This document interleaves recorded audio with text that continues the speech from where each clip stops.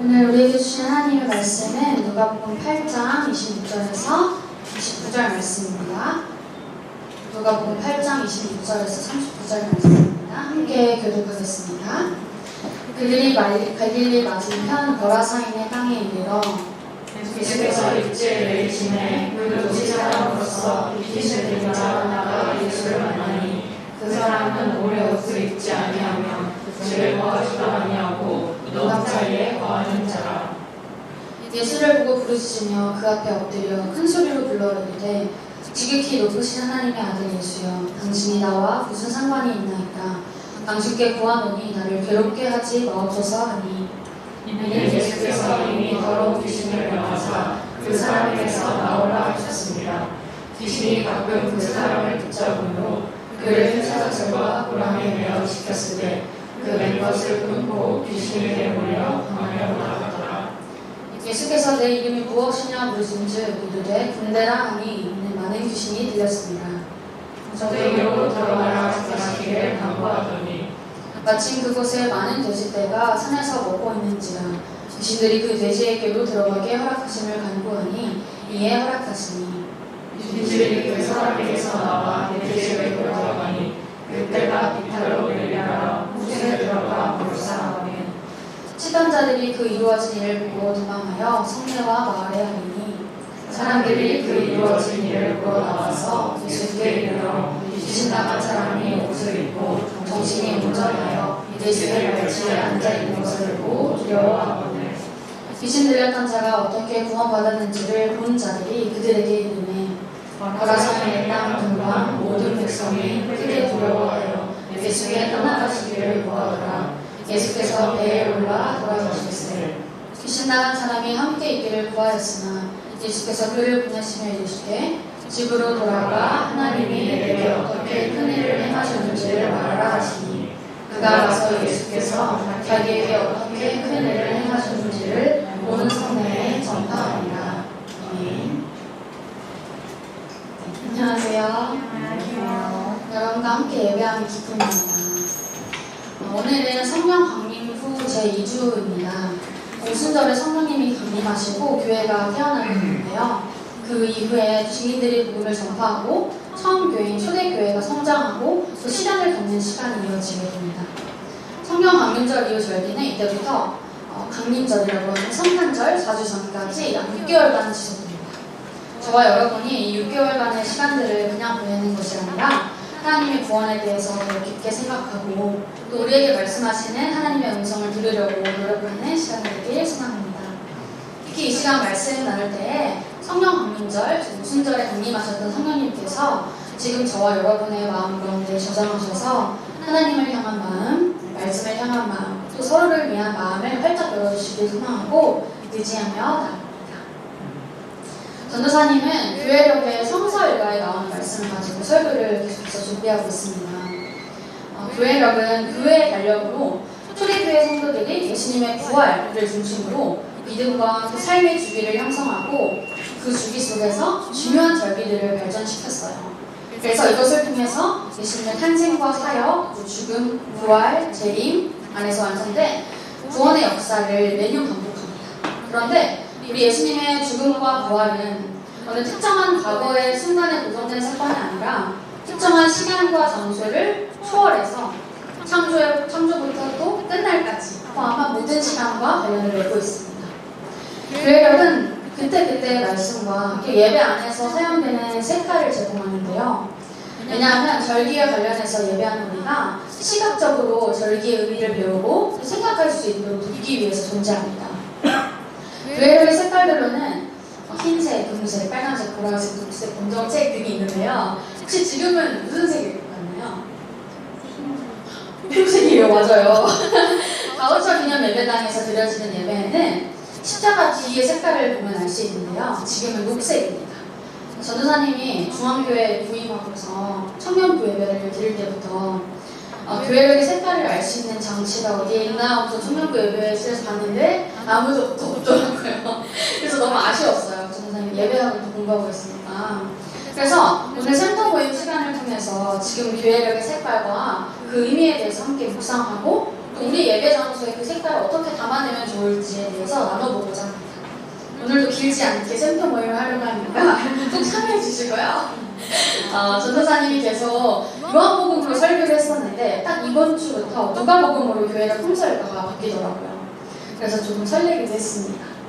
전도사님은 개인적으로 마태복음, 마가복음, 누가복음, 요한복음 중에서 누가복음을 가장 좋아합니다.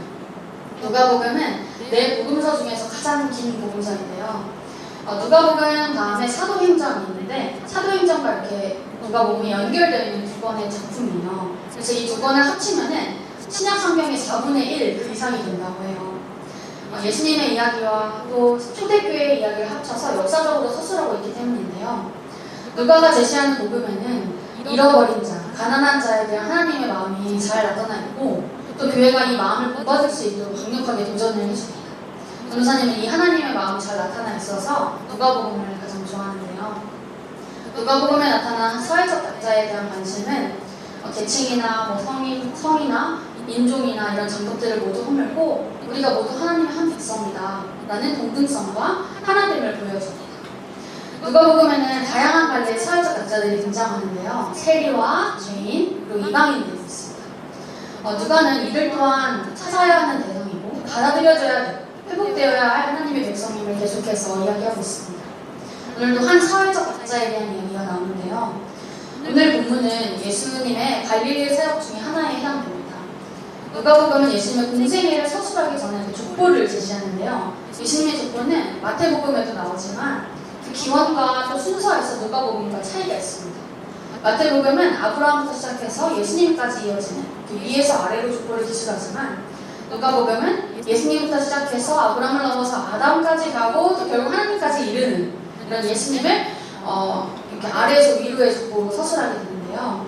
누가복음은 예수님의 기원을 아담까지 이르게 하면서 예수님을 온 인류의 구세주로 제시하는 것입니다. 누가복음에서 예수님의 공생의 사역은 소위 취임 설교라고 알려진 나사렛 회당에서의 말씀과 더불어서 시작이 되는데요. 이건 누가복음에만 나오는 장면이에요. 이 장면은 예수님께서 앞으로 어떤 사역을 하실지에 대해서 보여줍니다. 그 설교에서 예수님이 이 말씀을 인용하시는데 우리 함께 한번 읽어보겠습니다. 이사야 61장 1절 2절 함께 읽겠습니다. 시작. 주 여호와의 영이 내게 내리셨으니 이는 여호와께서 내게 기름을 부으사 가난한 자에게 아름다운 소식을 전하게 하려 하심이라. 나를 보내사 마음이 상한 자를 고치며 포로된 자에게 자유를, 갇힌 자에게 노임을 선포하며 여호와의 은혜의 해와 우리 하나님의 보복의 날을 선포하여 모든 슬픈 자를 위로하되. 아멘. 예수님은 이렇게 성령님의 임함과 더불어서 가난한 자와 또 포로된 자, 문먼 자와 눌린 자가 회복되고 주의 은혜가 전파됨이 자신을 통해서 행치되었다고 선언을 하십니다. 이것은 예수님의 사역의 본질이 회복에 있고 특히 누가복음에서 사회적 약자와 잃어버린 자에 대한 관심과 돌봄이 두드러지게 나오는 이유가 됩니다. 또 뒤이어서 나오는 여러 가지 이야기들이 있는데 그것들로 예수님의 사역 초반부터 이방인을 향한 구원의 문이 열려있다는 것을 말해줍니다. 오늘 본문을 살펴보기 전에 본문의 바로 직전에 어떤 일이 있었는지 말씀을 읽어보려고 하는데요. 누가복음 8장 22절에서 25절 말씀을 표준 세번하고 우리 함께 읽도록 하겠습니다. 어느 날 시작.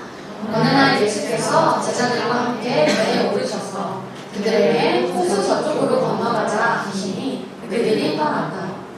제자들이 배를 저어가고 있을 때에 예수께서는 잠이 드셨다. 그런데 사나운 바람이 호수로 내리불어서 배에 물이 차고 그들은 위태롭게 되었다. 그래서 제자들은 다가가서 예수를 깨우고 선생님 우리가 죽게 되었습니다 하고 말하였다.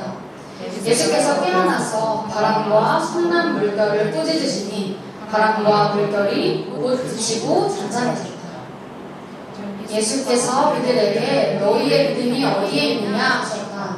그들은 두려워하기도 하고 놀라기도 해서 서로 말하기를 이분이 누구시기에 바람과 물을 호령하시니 그것들까지도 이분에게 복종할까 하였다. 이 이야기하고 많이 들어본 청년들도 있을 것 같아요. 예수님을 하나님으로 믿지 못하는 그 예수님의 제자들은 예수님이 한 배에 함께 타고 계시는데도 불구하고 사나운 바람이 불고 배에 물이 차고 뒤집힐 것 같으니까 무서워합니다. 저부터도 무서웠을 것 같아요. 그래도 의지할 분이 예수님이라는 것은 알았는지 잠들어 계신 예수님을 깨우면서 살려달라고 합니다. 예수님은 제자들의 목숨을 위협하는 사나운 바람과 상남 물결을 혼내시고 단단하게 만드셨습니다. 이것은 구약에서 나타나는 이렇게 깨어나서 혼돈의 바다를 통제하시는 하나님의 모습을 보여주고 있는데요. 예수님은 이렇게 풍랑을 잔잔케 하시면서 하나님의 권능을 나타내시고 이후에 제자들의 불안과 불신에 대해서 이야기하시면서 혼내셨습니다. 바로 여기까지가 오늘 본문 전의 이야기이고 드디어 오늘의 본문입니다. 이렇게 누가복음 8장 26절을 한 목소리로 읽겠습니다. 그들이 갈릴리 맞은편 거라사인의 땅에 이르러. 우리 풍랑을 잔잔케 하시는 그런 본문을 조금 전에 함께 봤는데 예수님께서 호수 저쪽으로 건너가자라고 말씀하셨단 말이에요. 그리고 제자들이 예수님께서 가자는 대로 같이 가다가 배에서 죽을 뻔한 건데요. 오늘 본문의 처음 구절을 통해서 예수님께서 갈릴리 맞은편인 거라사인의 땅에 가기 위해서 제자들과 함께 배를 타고 오셨음을 알 수 있습니다. 근데 풍랑을 잠재우신 예수님을 보고 제자들이 했던 반응이 어땠죠? 이분이 누구시기에 바람과 물을 호령하시니 그것들까지도 이분에게 복종할까라고 했습니다. 누가복음에는 이 질문에 대해서 말씀을 읽는 우리들이 대답할 수 있도록 도와주는데요.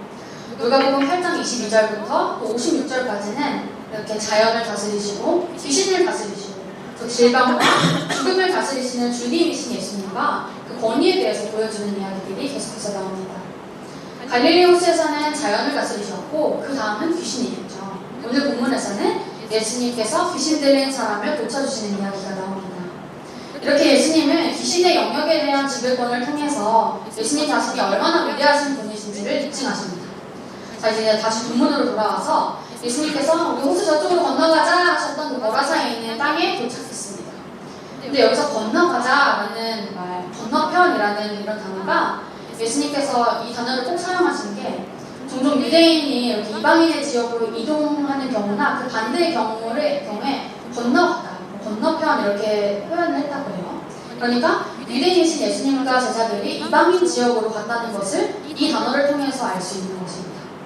이 거라사인의 땅은 갈릴리 호수 동쪽에 있는 작은 마을이었을 것이다 라고 성경학자들은 추측하는데요. 우리 다음 구절을 함께 읽겠습니다.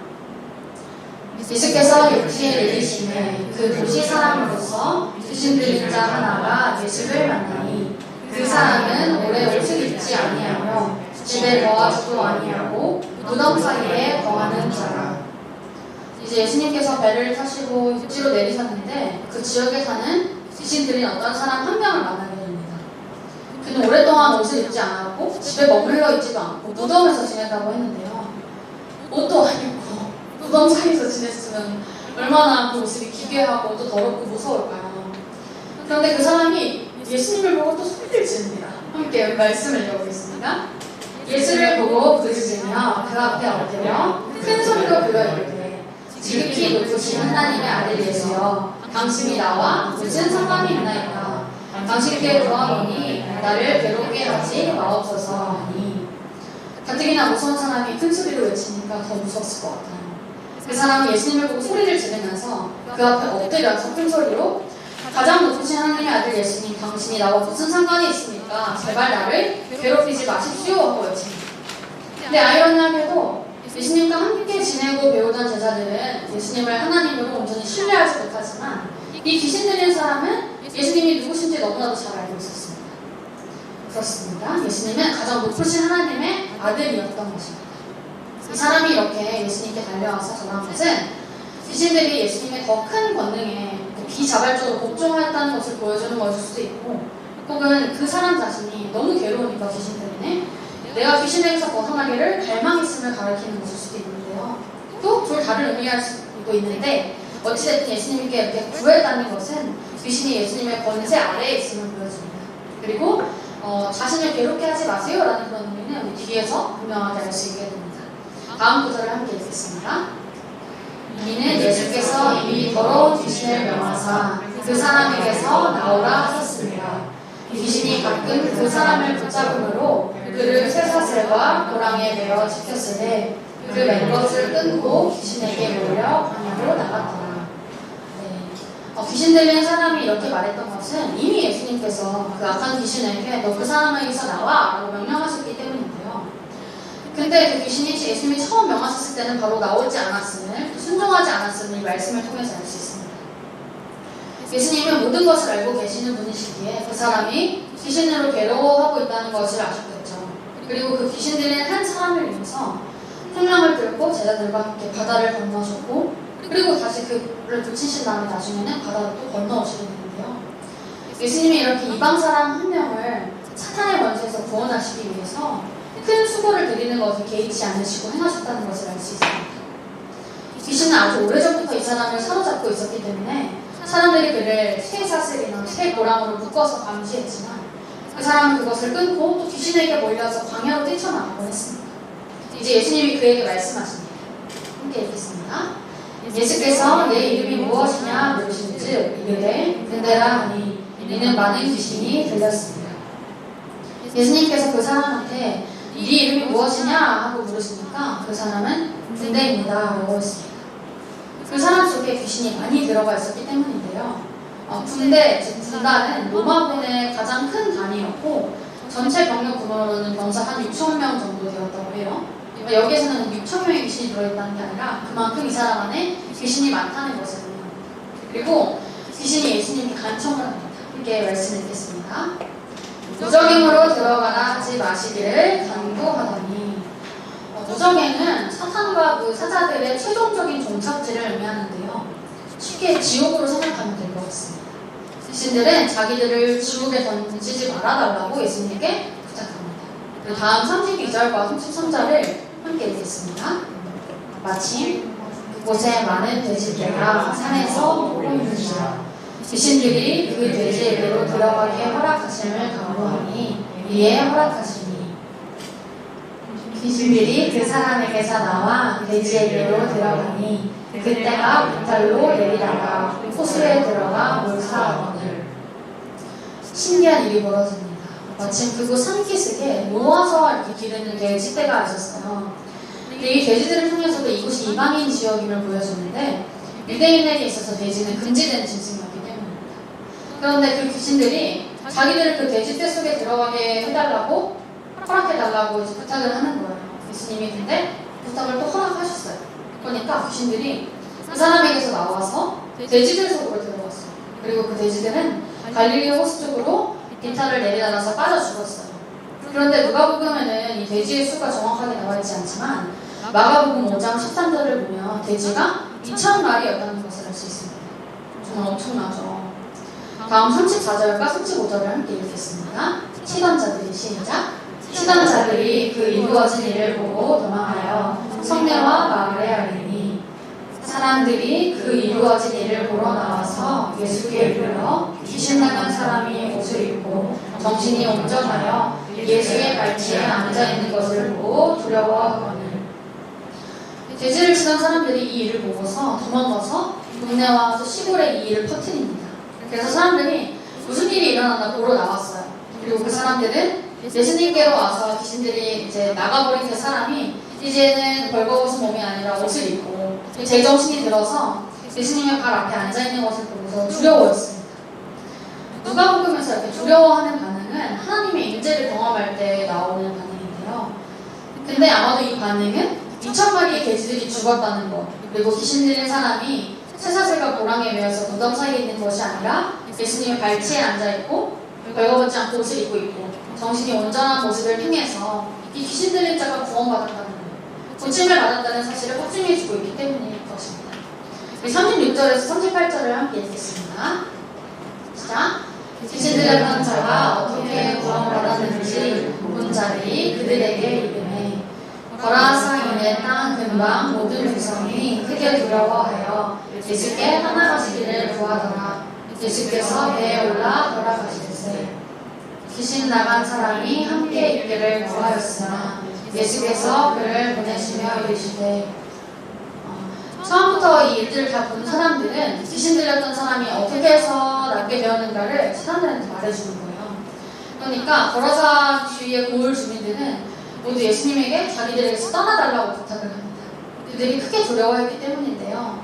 여기서 그 두려움은 두려움이 뭔가 존경심이나 뭐 예수님을 경외하는 그런 마음이 아니라 부정적인 것이었어요. 예수님의 신비한 능력에 대한 어떤 잘못된 미신적인 두려움이자 아마도 자신들의 재산을 계속해서 잃을 수도 있겠다는, 그럴지도 모른다는 두려움이었을 것입니다. 그래서 예수님께서는 배에 올라타시고 또 되돌아가셨는데 유일하게 귀신 나간 그 사람이 나도 예수님과 함께 있고 싶다, 함께 데려가달라고 이제 애원을 합니다. 그러나 예수님께서는 이렇게 말씀하시면서 그를 돌려보내셨어요. 함께 39절을 읽겠습니다. 집으로 돌아가 하나님이 내게 어떻게 큰 일을 행하셨는지를 말하라 하시니 그가 가서 예수께서 자기에게 어떻게 큰 일을 행하셨는지를 온 성내에 전파하니라. 너 집으로 돌아가서 하나님께서 내게 하신 일을 다 이야기해라. 예수님께서 이렇게 말씀하시자 그는 귀신과는 다르게 단번에 순종을 합니다. 그리고 예수님을 떠나가서 예수님께서 자기에게 하신 일을 낱낱이 온 동네에 전파합니다. 근데 자세히 말씀을 보면 예수님께서는 하나님이 내게 어떻게 큰 일을 행하셨는지 말하라고 하시는데 귀신이 나간 그 사람은 가서 예수님께서 자기에게 어떻게 큰 일을 행하셨는지를 전파합니다. 이것을 통해서 예수님과 하나님이 같은 지위에 있다는 것을 이제 암시한다는 것을 볼 수 있는데요. 그리고 예수님을 따르는 일은 복음을 전파하는 책임도 함께 가져야 한다는 것도 알 수 있습니다. 전도사님이 오늘 설교의 제목을 예수 나를 위하여 라고 했는데요. 사실 예수 그를 위하여 라고도 하고 싶었어요. 그런데 그만을 위한 예수님이 아니고 우리 모두를 위한 예수님이니까 예수 나를 위하여 라고 했는데, 예수님은 군대 귀신들이 그 한 사람을 위해서 거친 파도를 뚫고 또 바다를 건너가셨어요. 예수님은 그렇게 한 사람, 한 인생, 한 생명을 소중하게 여기십니다. 근데 군대 귀신은 한 사람의 삶을 철저하게 짓밟습니다. 그렇게 인간의 존엄을 잃게 되고 또 가족과 이웃으로부터 소외되고 차단당하는 죽음에 가까운 삶을 살았습니다. 사탄은 이렇게 사람의 인격과 삶을 무너뜨립니다. 그러나 예수님은 사람을 가장 중요하게 여기시는 분이시죠. 이 사람이 회복되는 것을 보고 보라사 땅의 주민들은 너무 잘됐다, 너무 축하해 라고 기뻐하고 축하해주는 것이 아니라 예수님께 떠나달라고 요청합니다. 더 이상 돼지들이 죽는 것과 같은 피해를 입고 싶지 않았기 때문입니다. 한 사람보다 철저하게 내 재산이 더 중요하게 생각하는 것을 볼 수 있습니다. 그렇지만 우리 하나님 나라에서는 사람의 생명과 존엄성이 돈보다 또 경제 가치보다 천하보다 중요합니다. 이렇게 예수님은 그를 위하여서 그곳에 친히 가셨고 그에게 새로운 삶을 선물해 주시며 그를 치유하셨습니다. 귀신이 나간 그 사람은 예수님의 제자들과 같이 예수님과 함께 있기를 원했지만 예수님은 그를 집과 마을에 남겨주셨습니다. 그를 증인으로 그가 지내신 마을로 파송하신 것입니다. 그는 그렇게 사람보다 돈을 중요하게 여기는 마을 사람들에게 예수님께서 주신 새로운 세계, 하나님 나라를 전하는 사람이 되었습니다. 그는 그렇게 비참한 사람에서 온전히 회복되어서 예수님을 전하는 기쁨을 누리는 사람이 되었습니다. 우리는 이것이 그의 노력으로 된 것이 아니라 철저하게 그 한 사람을 사랑하시고 돌보시고 치유하시는 하나님의 은혜로 이루어졌다는 것을 알아야 합니다. 우리 한 사람을 향한 하나님의 마음도 이와 같습니다. 그 무엇보다 우리 한 사람 한 사람을 귀하게 여기시고 우리를 죄에서 구원하시기 위해 십자가에 달려 죽으시고 다시 사신 예수님. 그 예수님께서 나를 위하여, 예수 나를 위하여 이 땅에 오셨고 우리를 죽기까지 사랑하셨음을 기억하기 원합니다. 그리고 그 영원한 사랑으로, 사귐으로 그 사귐의 자리에 하나님 나라에 우리가 초대되었음을 기뻐하기 원합니다. 나아가서 우리 또한 우리가 경험한 하나님과 하나님 나라를 우리가 속한 곳에 기쁨으로 전할 수 있게 되기를 간절히 원하고 바라고 기도합니다.